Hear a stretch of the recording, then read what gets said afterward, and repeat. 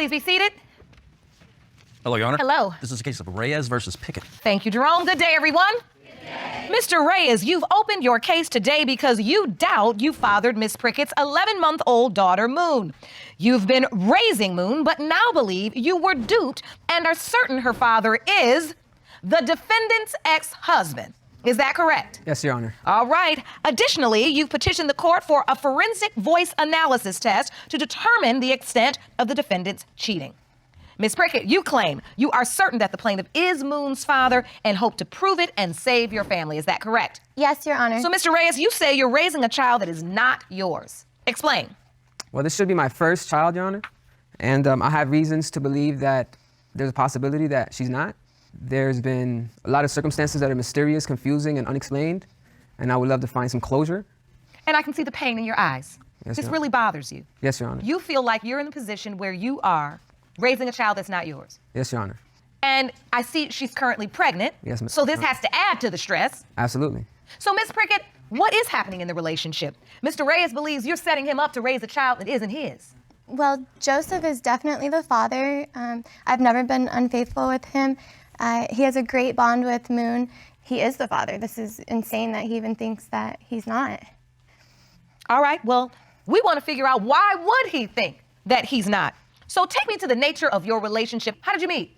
At work, he put his number in my phone, and about a month later, we started dating. And then you just were dating casually, and at some point you got serious? Yes, Your Honor. And you're together for about how long before you find out Miss Prickett is pregnant? I'd say maybe a year. So you're together about a year or so, and everything's going fine. No issues with trust? Well, yes. I accused him of cheating, and I had my insecurities, and we went to couples court, and I got my answers, and from there, our relationship actually. Was he cheating? No, he wasn't. And so why didn't that resolve the issues? Well, this is new to me that he doesn't believe that he's the father of our daughter. Well, Moon. I only believe that because she used to say, if you question me about cheating, then you must be cheating yourself, while she's questioning me about cheating. So that is a very old adage. Like, people have said that for a long time. Yeah. The person that's usually accusing the other person of cheating is usually the person that's doing it. Right. Why would you suspect that she's cheating at all? Why? What has she done? What has happened? Well, there's a few things, One of the things is that I woke up around 4 in the morning, 5 in the morning, somewhere around there, and she wasn't home. She wasn't in the house, and her car was gone from the driveway. That's odd, Miss Prickett. Well, it was actually 6 in the morning, and She got back at 6. What She could have been Joe gone for has hours. to realize is that I do have a child with my ex-husband, and I felt like I needed to resolve issues with him. And At 5 in the At morning. 5 in the morning? well, our schedules that that was his only time because he works. Okay, so even if that's the only time your schedule would permit at 5 in the morning, why wouldn't you tell Mr. Reyes? He was sleeping, so I just woke up and I thought, I need to get this done. We have issues and we need to talk one-on-one. Miss Prickett, that don't make no kind of sense. It don't even sound right. I just woke up in the middle of the night and said I need to resolve issues with my ex. So I get out of bed in the middle of the night, I don't tell my boyfriend, I drive over there to resolve issues. That makes no sense. It sounds bad from his perspective, but that's very important to me. I felt like we needed to resolve this issue. And So I'm just gonna leave that alone because it's no man or no woman in the world that wants their partner waking up at 5 in the morning getting ready to go see their ex. Like, it just doesn't work like that. So let's move on. Mr. Reyes, are there any other incidents that happened that led you to doubt? Yes, there are. Explain. The second incident was I was working at a restaurant, and I would normally get out at 10. She'd normally be there between 10 and 10:15. There was one incident where she said she was on her way, and she stopped at a gas station. She didn't come get me until 2 hours later while she was dodging my calls and my text messages. And then when I finally get a hold of her 2 hours later, this is around 12 a.m., 12:15, she says that she was at the gas station, a random man randomly filled up her gas tank and then asked her for a ride to his hotel and then gave her $100. So now she comes and then she calls me on the way back to me and then she starts telling me what happened. In my mind, I'm like, this is too wild. There's too many stories, too many variables. You went here, you went there, you got $100 for every stop and you got a full tank. And then you're gonna come pick me up 2 hours later. But the thing is that kills me is that she was not responding to my calls or text messages. There is no way to suggest that could be rational. That just didn't happen like that. If you want more episodes of Paternity Court, make sure to subscribe and click on the notification bell. Miss Prickett, who were you really with? This random. There's no way a single woman in this day and age is going to be out by herself getting gas, late to pick her boyfriend up from work, and is going to decide to entertain this. I mean, that is just absolutely ridiculous. It was a crazy thing, and I wish I said no, but unfortunately I said yes. And then he offered to give me $100, and I said, okay, I'll give you the ride. And then he left his phone in the Uber, so I downloaded the app on my phone to get in contact with his Uber. And he's like, tell the Uber driver I'll give him $100 if he meets us, so I get my phone. So I'm trying to help him, blah, blah. He said, I'll give you another $100 for doing this for me. So I was like, okay. And I was trying to, get in contact with the Uber. So you using your phone to get him an Uber, but you're not using your phone to tell your boyfriend, hey, I'm running late, babe, I'm at the gas station. This does not make sense. I just didn't know what to tell him. I know I should have told him. Jerome, check my nameplate.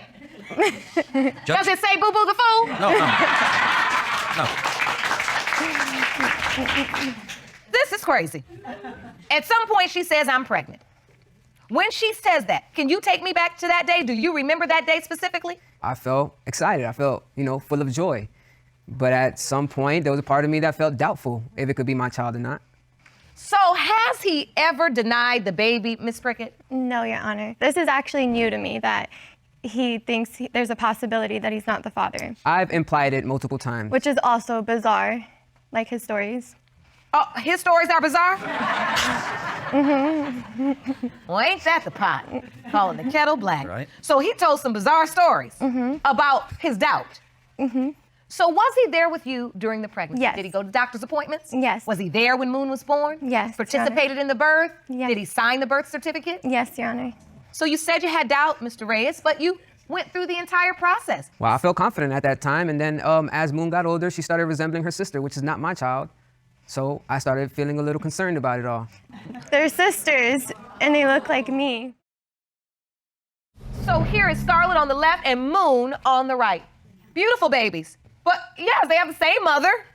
What's happening here? Well, there's another incident that I once went into her phone, and she was logged into her ex-husband's Instagram account. And she would snoop around other people's accounts with that account. And I confronted her about it, and then she said that she was checking up on him because she was worried about him. We're just gonna start calling this the X Factor. You are doing what we call the most. The reason is my ex from high school was in the news, and I was concerned because, we had a history togetger. And I shouldn't have done that, but I was honest with. You're so concerned about all your exes, but you leaving Mr. Reyes sitting at work for 2 hours. What is going on? I don't get it. I really don't. I want to understand. And I'm not even doing it to badger you, but every time you tell a story, when it's getting to the part and I'm thinking, okay, she's going to finally make this make sense to us. She's going to say something that ends in a logical conclusion. And then it just goes left. It's not normal. So if Moon is not your biological daughter, will that create doubt around the baby Miss Prickett is carrying? Absolutely. If it can happen once, it can happen again. I'm almost speechless, which is rare for me.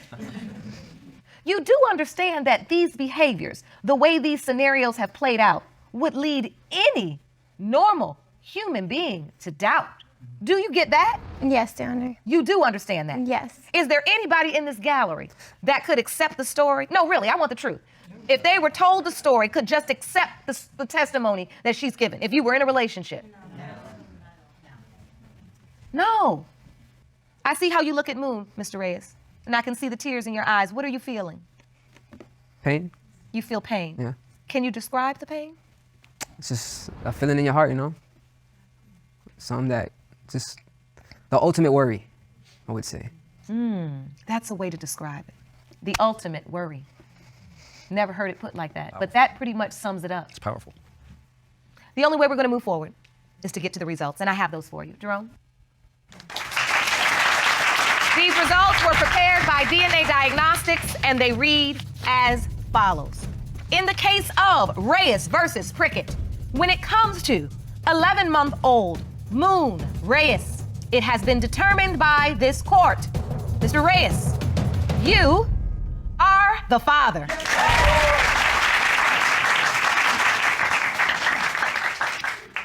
Congratulations. Thank you, Your Honor. I don't think I saw you smile all day. How's it feel?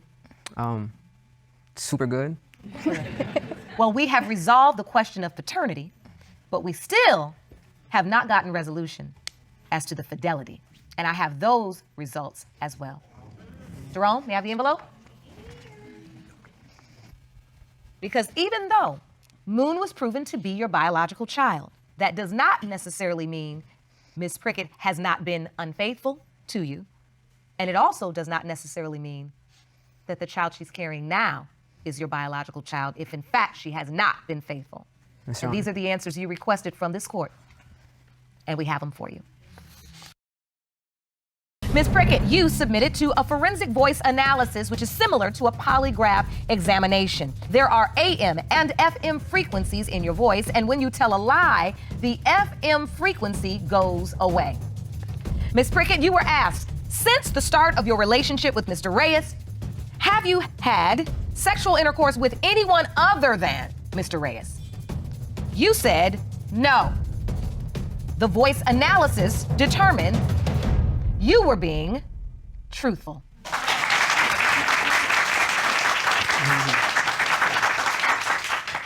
Well, it's been proven Miss Prickett has not been with anyone else.